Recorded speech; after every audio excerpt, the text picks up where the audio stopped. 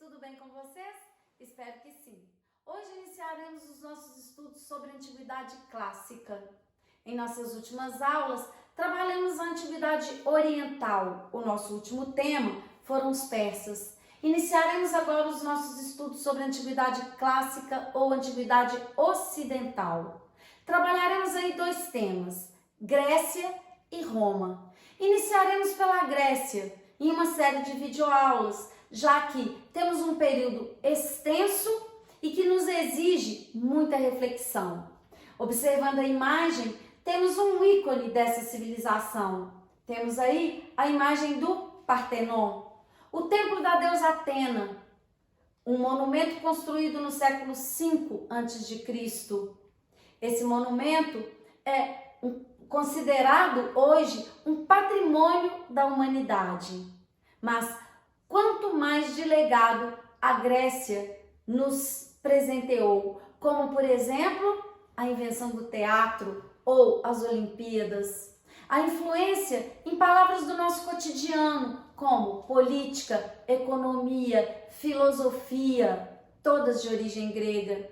O pai da história é um grego, o Heródoto, o pai da medicina, outro grego, Hipócrates. Ou seja, nós não podemos pensar na nossa própria civilização sem pensar na Constituição da Grécia.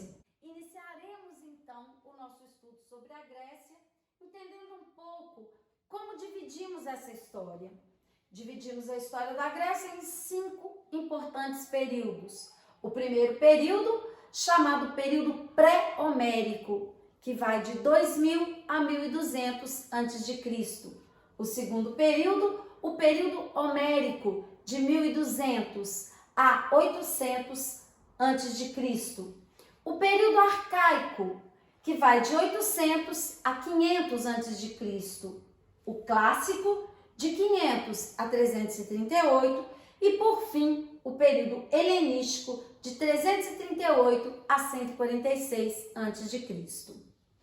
Antes de iniciarmos, de fato, o período que chamamos período pré-homérico e todas as suas características, que podem ser representadas por essa imagem que vemos na tela, que é a imagem do Palácio de Knossos. Esse palácio, essa ruína desse palácio, ela nos diz muito sobre esse período. Mas antes de falar especificamente sobre ele, falaremos um pouco em uma visão geral sobre a Grécia. Iniciaremos então pela localização geográfica. Observem bem, a Grécia se desenvolve na península chamada Península Balcânica. Você não pode se esquecer disso. Península dividida em Península do Peloponeso, onde se desenvolveu a cidade de Esparta, banhada pelo Mar Jônico, e a Península Ática, onde se desenvolveu a cidade de Atenas, banhada pelo Mar Egeu. Na verdade, Egeu e Jônico são o Mar Mediterrâneo. São as denominações que o Mediterrâneo recebe na Península Balcânica. Temos também a cidade de Creta. Creta deu origem à civilização grega. Falaremos disso daqui a pouco. Além disso, a expansão grega chega até o Oriente, até a Ásia, a chamada Grécia Oriental. Observando a legenda, temos Grécia Oriental, Grécia Continental em verde, Grécia Insular, são as ilhas. A palavra insular vem de ilha. Então, tudo que está em vermelho representa os domínios gregos, que são ilhas. E, por fim, em rosa, a Grécia peninsular. Vamos reforçar um pouco essa questão da localização geográfica. Vamos agora para a próxima apresentação. Prestem atenção. Eu disse que a Grécia está no sul da Península Balcânica.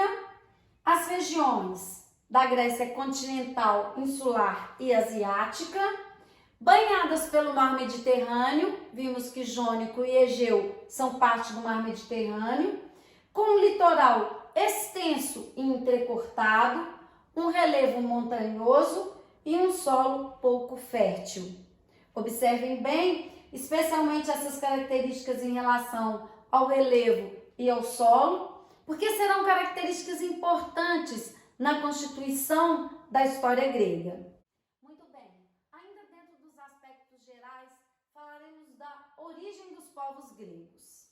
É importante observar, e esse é um aspecto fundamental, que a Grécia nunca se constituiu em um império. A Grécia se constitui em cidades-estados.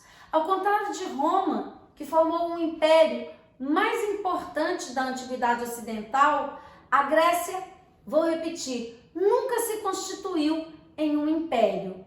Portanto, não havia centralização. Vários povos, portanto, compõem a história grega. E esses povos não se denominavam gregos. Na verdade, a denominação grego é uma denominação romana. Os gregos se intitulavam helenos. Por que a expressão helenos? Porque o elemento que une todos os povos gregos é uma cultura comum, uma língua comum, que eles denominavam de Hélade. Daí a derivação helenos. Quais são esses povos, então, que deram origem a esses povos que se dizem, então, helenos? Os cretenses, os aqueus, os eólios, os jônios e os dórios. Falaremos de todos esses povos na constituição da história grega. Vamos lá? Falaremos agora de algumas características do período pré-homérico. O que abordamos até agora foram características gerais dos gregos. Agora abordaremos esse período especificamente. Temos no período pré-homérico duas civilizações, a civilização cretense ou minoica e a civilização micênica. Essas duas civilizações fazem parte do período pré-homérico e o constituem. Vamos falar primeiro daquela que fundou a civilização cretense, que funda a história da Grécia. Os cretenses se localizam na ilha de Creta, aquela ilha que localizamos no mapa como Grécia insular. Os cretenses ou minoicos, a expressão minoico vem de Minos, um dos reis dessa civilização, ela se constitui com a capital em Knossos. Knossos era uma rica capital. O palácio, o que a gente abre a nossa apresentação do período pré-homérico, as ruínas do palácio de Knossos, esse tá escrito errado aqui, tá, pessoal? Corrijam aí, é palácio. O palácio de Knossos, ele representava o grande centro administrativo e ele expressa a grande riqueza cultural dessa civilização. Uma riqueza cultural que pode também ser representada pela escrita chamada escrita linear A, que na verdade nunca foi decifrada. Temos também como característica o fato de serem os cretenses grandes comerciantes e navegadores. Muito bem, essa civilização ela entra em decadência a partir de 1600 a.C. Algumas hipóteses para essa decadência: catástrofes climáticas e a chegada de um outro povo, a chegada dos micênicos, que se fundem com os cretenses. Há então uma fusão cultural entre a civilização minoica e a civilização micênica. Falaremos um pouco dessa civilização micênica para entender essa fusão e essa decadência. Muito bem, então observem bem.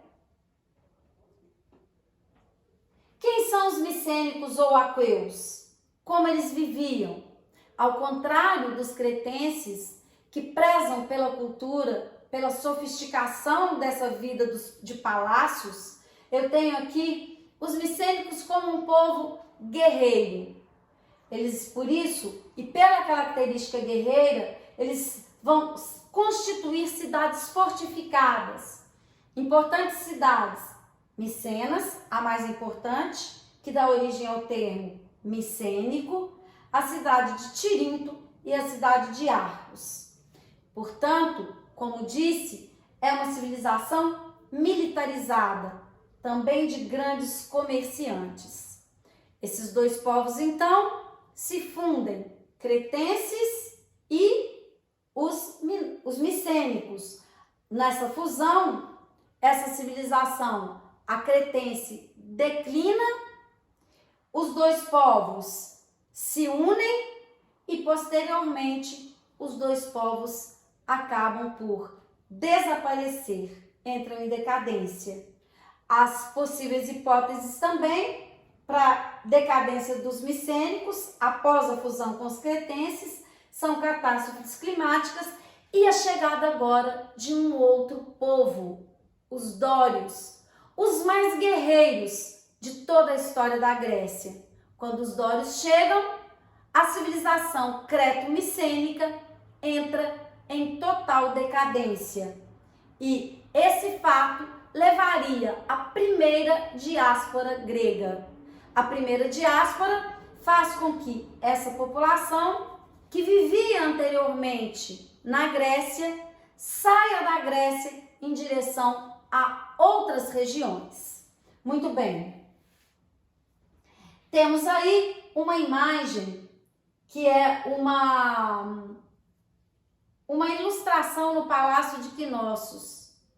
Essa ilustração, como outras tantas, representa a grandiosidade cultural desse palácio.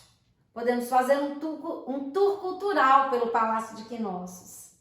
Temos na próxima imagem uma reprodução da cidade de Micenas. Observamos aí justamente o que chamamos a atenção, por fato de ser uma cidade fortificada.